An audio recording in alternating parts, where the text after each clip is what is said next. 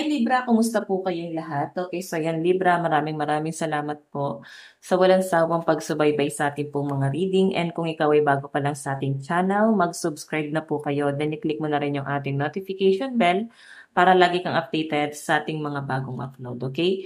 So Libra, sa mga interesado naman sa ating private reading, nasa description box below, yung link ng aking Facebook, i-message nyo na lang ako guys, okay? So, ayan. Weekly reading pala yung gagawin natin, guys. By the way, maganda pa rin alam nyo inyong Sun, Moon, Rising, and Venus sign para sa iba pang guidance. Tingnan natin ganap sa inyo this week. Libra, Sun, Moon, Rising, and Venus sign. Libra, Sun, Moon, Rising, and Venus sign.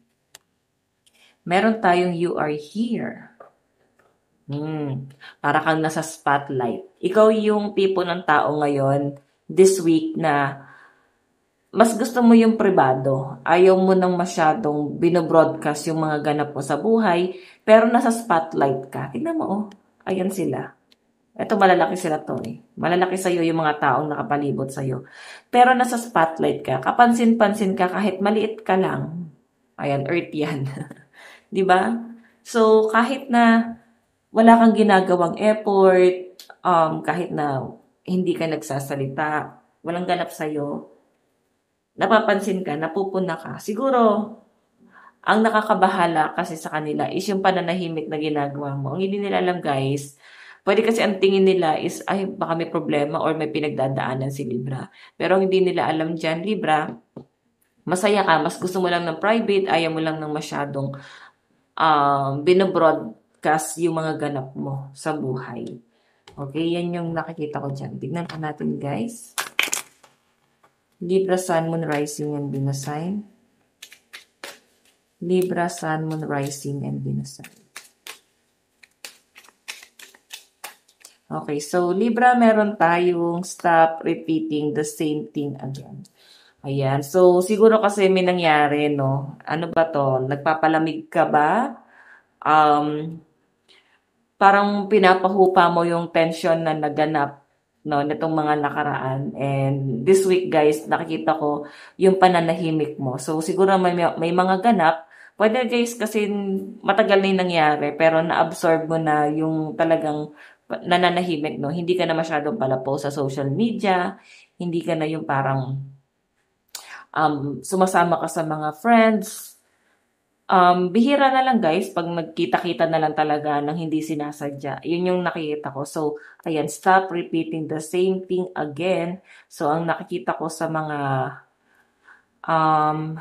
Libra dito, meron kang binabago sa sarili mo. Meron kang binabago sa mga nagawa mong kasalanan siguro before, or pwede naman guys hindi kasalanan, pagkakamali, no? Mga maling desisyon na nagawa mo sa buhay mo na parang pilit mong itatama this week. Okay? Sige, tingnan natin guys. Okay. Libra, Sun, Moon, Rising, and Venus sign.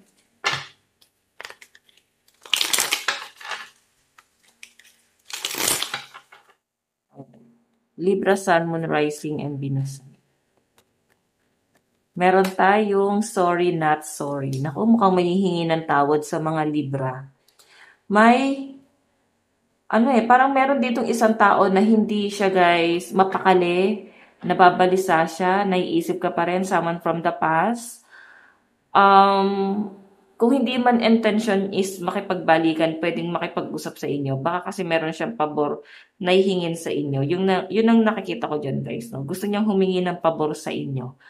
May pakiusap na gustong gawin itong taong to. Yun nga lang guys, tignan mo naman no, parang ayun nga, nangyari na yung nangyari. So, parang hindi mo napapansinin itong taong to. Wala na siya sa inyo. Okay, tignan natin Libra, Sun, Moon, Rising, and Venus sign. Meron tayong don't turn back. Diba? Hindi mo na siya para lingunin pa. Masakit na, alam mo yan, masakit na masyado yung mga ginawa niya, yung mga nangyari, ganap. Grabing damage yung ginawa nitong taong to guys. Ganun yung nakikita ko. Sobrang naapektuhan ka pati yung mga tao sa paligid nyo. So, nakikita ko dyan guys, yung pagtalikod na ginagawa mo. Okay? Or pwedeng umiiwas ka sa lahat ng tao, mas pinipili mo yung mag-isa. Ayan, yung iba sa inyo natitrigger yung depression nyo, Or pwede naman guys na masaya ka lang din talaga ng nag-iisa. Mas gusto mo lang talaga yung private and na-enjoy mo naman. Yan ang nakikita ko sa mga Libra dito. Nag-enjoy ka kahit nag-iisa ka. Okay? Kung makikita niyo naman na yan, ang dami niya ng pinagdadaanan dito, madami kang personal problem na kailangan mo mas pagtuunan ng pansin. Okay, and tignan niyo yung mga bundok na to guys, challenge to eh. Pero kung makita niyo guys, may araw doon. So once na malampasan niyo itong mga challenge na to, napaka-smooth na lang lahat ng bagay sa inyo. Okay? So titingnan natin Libra, Sun, Moon, Rising, and Venus sign. Additional message para po kay Libra.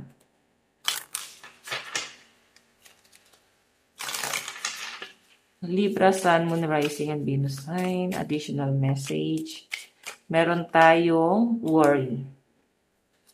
Nag-aalala ka. Nababahala. Kasi may nangyari dito na nakakabahala. Yun ang nakikita ko sa inyo. Okay? So, Libra, nakikita ko rin dito na madami kang pinag-aalala.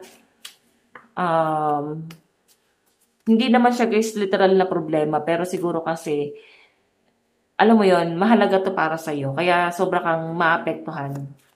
Ayan. Tignan natin, meron tayong dreams. Ayan. Nag-worry ka siguro guys kung paano ma-achieve yung mga goal mo sa buhay. No? Nakikita ko sa mga Libra na nag-aalala ka kung paano mo siya sisimulan, anong hakbang yung gagawin mo. Though meron naman na guys na sisimulan pero parang nakukulangan ka. So parang yung ibang Libra dito is gusto niya ng something more. Improvement, no? Okay. Libra, Sun, Moon, Rising, and Venus sign, meron tayong healing. Ayan. Iba sa inyo guys, nasa healing process. And ayan, may iba kasi guys, no? Depressed. Yung iba naman, umiiwas na lang sa gulo. May nakikita kasi ako dito guys, yung pinakamalakas na energy na sasagap ko, may nangyaring problema at parang iniiwasan mo lahat ng tao, mga kaibigan mo, family mo, parang mas pinipili mo mapag-isa.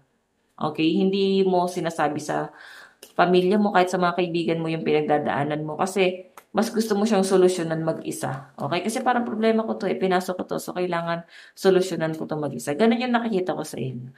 Tignan natin Libra, meron tayong ambition. Okay? Ayan, no? Nakikita ko na magtitiis ka eh, magpapakamartir ka. Pwedeng magtitiis ka sa trabaho mo kasi mataas yung ambisyon mo. Kahit na sobrang hirap na, kung ano man tong source of income mo, magtitiis ka dito. Yung iba sa inyo guys, kung nakadepende ka sa person mo, pero malaki naman yung naibibigay sa inyo, magtitiis ka dyan. Kasi mataas yung ambisyon mo. Pero kung bababaan mo yan, ayan no, kung bababaan mo yung ambition mo, hindi ka mahihirapan ng ganito. Kasi talagang susubukin at susubukin ka, Libra. Okay? Tignan natin, Libra, Sun, Moon, Rising, and Venus sign. Advice, meron tayong forgiveness brings freedom. So, pagpapatawad, no? Kahit hindi sila guys humihingi ng tawad sa inyo, patawarin nyo na sila, pero hindi ibig sabihin nun, close na ulit, no? Pinatawad nyo sila para sa peace of mind mo, hindi para sa kanila, okay? So, yan Libra, ito lang po ang inyong reading. Maraming salamat po. God bless and love you all. Bye-bye!